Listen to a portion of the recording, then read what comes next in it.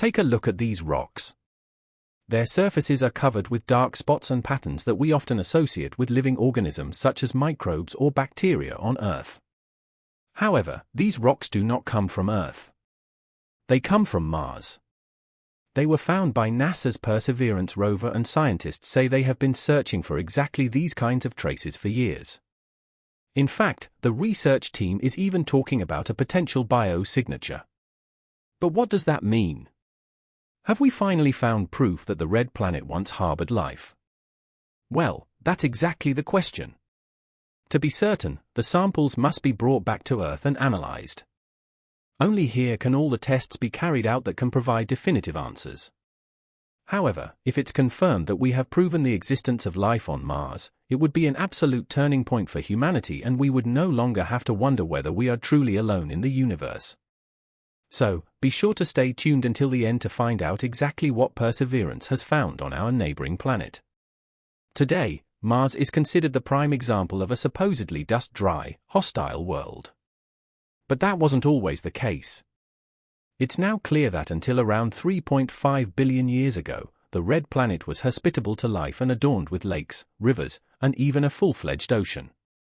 And Jezero crater, which has been explored by NASA's Perseverance rover since 2021, was also once located in a much wetter environment. In detail, the crater may have once been home to a large lake and offered a welcome home to any Martians. At that time, several rivers flowed into the impact basin, which also contained some important chemical building blocks of life. Against this backdrop, it's not really surprising that NASA is searching for potential signs of life here of all places. And last summer, Perseverance finally reached a bright rock formation consisting of fine-grained clay minerals in the former Nuretvelis River Valley, revealing something that immediately caused great excitement among experts. Since the rock was covered with tiny dark spots and larger circular structures, the researchers immediately nicknamed the patterns leopard spots and poppy seeds. But what is the significance of this? Well, quite a lot. To our untrained eyes, such spots may not look particularly spectacular, but that changes abruptly when we realize how they came about in the first place.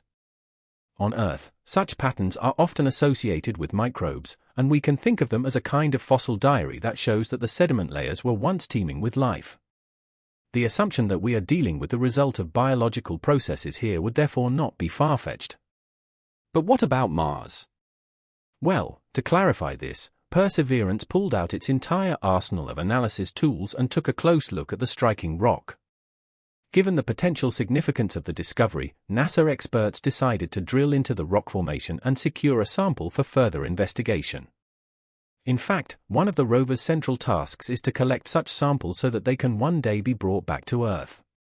Perseverance set to work and sealed the sample, nicknamed Sapphire Canyon, in a metal tube. After drilling, Percy even took a selfie showing the freshly drilled site. But at the time, no one suspected that analysis of the sample could change the history of space exploration forever. The search for life on Mars has been going on for decades. In 1976, Viking 1 and 2 were the first space probes to successfully land on the red planet and conduct experiments specifically designed to detect life on Mars. Essentially, nutrients were added to the soil to see if any organisms would feed on them, and the reaction was astonishing. The soil suddenly began to release gas as if microbes or bacteria were digesting the nutrients. However, the initial excitement was followed by great disillusionment because it was later realized that the results could also be easily explained by reactive chemicals in the soil. The involvement of living organisms was simply not necessary. But in the 2000s, the big bombshell finally dropped. Rovers such as Spirit and Opportunity collected data suggesting that Mars was once very similar to Earth and billions of years ago had numerous rivers, lakes, and even a huge ocean. More specifically, Mars' wet phase coincided with the period when life was gradually blossoming on Earth. And we know that conditions on the red planet at that time would also have been potentially hospitable to life.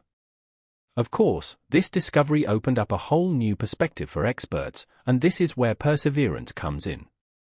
The rover is equipped with several instruments that can be used to examine samples for potential signs of life. First, there is Pixel, an X-ray fluorescent spectrometer that can determine the elemental composition of the Martian surface. Then there is the Sherlock spectrometer, which uses ultraviolet lasers to reveal the exact mineralogy and organic compounds.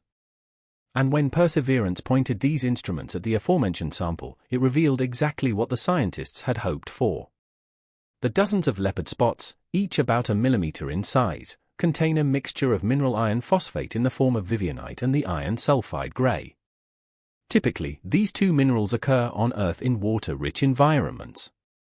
But the edges of the spots and grains prove to be particularly exciting. This is because they contain chemical reaction fronts that indicate reactions between the minerals and organic carbon compounds. And here's the thing. On our blue home planet, microbes are usually involved in this type of mineral formation. However, rock analysis on Earth is somewhat less complicated than on an alien planet. And so it came to pass that last year, scientists meticulously evaluated the data, examined the composition of the sample, and developed hypotheses about how these unusual spots on Mars might have formed. To this end, the experts examined all known non-biological explanations, from chemical reactions to mineral formation to sedimentary processes, but they could not find any that explained the patterns as well as the hypothesis of a biological origin. This means that the mysterious spots could indeed be traces of ancient Martian life, even if definitive proof is still pending. In principle, the researchers explain that such iron-containing sulfides and phosphates can also form purely geochemically. However, and this is the crucial point, this requires either heat or the presence of an acid. Co-author Michael Tai of Texas A&M University says, however, the investigations possible so far indicate that these rocks were never heated sufficiently to produce the leopard spots and poppy seeds. No clear evidence of an acidic environment has been found to date either. In view of this, Tai comes to the following conclusion: if this is confirmed, we must seriously consider that these formations were produced by bacteria-like organisms that lived in the mud of a Martian lake more than 3 billion years ago. The bottom line is that this classification fits perfectly with what scientists have long suspected about Mars. If microbes had lived in the mud of Jezero Lake and used sulfur and iron as energy sources, they would have left behind leopard spots and poppy seed patterns as waste products. So, it looks very much as if the mud was once teeming with microorganisms whose traces were preserved when the rock hardened. But why don't the experts call a spade and say that they have found extraterrestrial life? Well, quite simply, because extraordinary claims always require extraordinary evidence, and to provide this, the sample must be brought back to Earth. For discoveries like these, NASA uses an internal evaluation system to assess the probability that a find represents a sign of life. In simple terms, we can think of this as a scale ranging from rather vague indications to multiple confirmed signs of life. And the results of the Perseverance sample fall roughly in the middle range. In other words, they are promising but not yet conclusively confirmed. And as I said, such confirmation is only possible on Earth. No matter how clever the rovers are, no machine on Mars can replace the variety of analyses available to us in Earth-based laboratories. However, it's in the nature of things that transporting the samples is extremely costly. Perseverance has already deposited several samples for later return to Earth. But then you also need a rocket that launches from the surface of Mars and takes the samples into orbit, and then another spacecraft that collects the samples there and flies them back to Earth. That may sound quite simple in theory, but in practice, this undertaking is so complex that NASA had difficulty implementing such a mission for years. If you like, this would be the most expensive delivery service in the world. But Mars sample return is now taking shape. And if all goes well, the Perseverance samples could arrive here in the 2030s. And let's imagine that the subsequent analysis really confirms what is currently suspected. What would that mean for us as humanity? Well, it would change our view of life itself, of our own existence and how unique we are in the universe. Perhaps it will ultimately even show that life can arise wherever conditions allow and not only where a chain of improbable coincidences occurs. British science fiction author Arthur C. Clarke once said, "Either we are alone in the universe or we are not." Both possibilities are equally terrifying.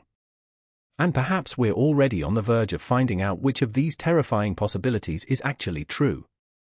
But the frightening possibility of missing another new video from us can quickly become a thing of the past. Simply click on the thumb icon and subscribe to stay up to date from now on. See you soon.